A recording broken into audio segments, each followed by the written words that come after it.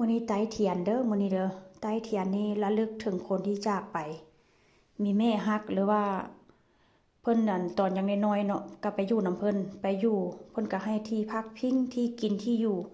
บ้านค่อยก็ติดกับเพิ่นหั่นล่ะแต่ว่ากินข้าวกินน้ำค่อยก็ไปกินนำเพิ่นตอนแม่ค่อยบ่อยู่ว่าซั่นซะเนาะแม่ค่อยไปเฮ็ดเวียกอยู่ไทยค่อยก็ไปกินไปอยู่นำเพิ่นพ่อแม่พี่น้องมื้อนี้ค่อยก็เลยแบบว่าเพิ่นเสียไปค่อยก็เลยมาจุดเทียนนี่นะเพราะว่าศาสนาคนทางนี้เนาะค่อยอยู่ทางพี่ค่อยก็มีความเชื่อทางนี้แด่น้อยหนึงเนาะก็บ่ได้ลบหลู่แต่ว่าค่อยบ่มีเทียนแล้วก็บ่มีธูป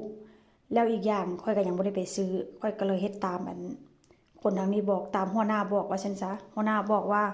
ให้จุดเทียนแบบนี้เด้อเพื่อระลึกถึงเขาเจ้าแล้วก็ส่งดวงวิญญาณของคนที่ล่วงลับไปแล้วนะให้ไปสู่สุคติแล้วก็ให้ไปสู่ภพภูมิที่ดีว่าซั่นซะพี่น้องเขาเจ้าก็บางอันเขาเจ้าก็มีความเชื่อคือบ้านเฮาได้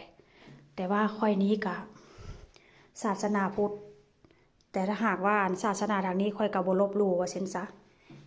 เทียนก็ยังบ่มีธูปก็ยังบ่มีแต่ว่าค่อยก็จุดธูปแบบนี้เอาเพื่อระลึกถึงเพิ่นว่าซั่นซะเนาะเพิ่นก็เปรียบเหมือนแม่หั่นล่ะพี่น้องให้ที่อยู่ที่กินบางเทื่อก็นอนนำเพิ่นแต่ว่าเฮือนใกล้กันเด้เฮือนตรงข้ามกันว่าซั่นซะแต่ว่าเวลาแม่บ่อยู่แม่ไปเฮ็ดเวียกอยู่ไทยเนาะขึ้นฮอดแม่ก็ไปกอดเพิ่นแล้วก็ให้ขึ้นฮอดแม่หั่นก็พี่น้องเอ้ยมื้อนี้ก็จุดธูปจุดเทียนเพื่อระลึกถึงเพิ่นเนาะถึงแม้เพิ่นว่าสิจากไปเพิ่นถึงแม้ว่าเพิ่นสิจากไปความดีความงามแล้วก็ความที่แบบว่าความดีของเพิ่นหั่นน่ะก็บ่เคยจางหายแล้วก็บ่เคยจากไปว่าซั่นซะเนาะพ่อแม่พี่น้องก็ยังอยู่ในใจเฮานี่แหละมื้อนี้ก็เลยมาไต้เทียนเพื่อระลึกถึงเพิ่นนี่ล่ะเนาะมื้อนี้ก็เลยเอามาให้เบิ่งกันพ่อแม่พี่น้องเลิกเวียกมาแล้วก็ดีแต่ว่ามีเทียนอยู่นี่มีเทียนอยู่นี่ก็เลยคิดพอว่าหัวหน้าบอกให้จุดหัวหน้าเพิ่นก็เว้าได้จุดธูปแบบนี้อันความเชื่อของทางนี้พี่น้องเพิ่นก็เว้าให้ค่อยฟังเหมือนเพิ่นว่าจุดธูปจุดเทียนแบบนี้หั่นนะอันกินธูปกินเทียนนะมันก็จะลอยไปแล้วก็เพิ่นก็จะสามารถรับรู้อันนี้เพิ่นบอกค่อยได้เลยว่าเป็นความคิด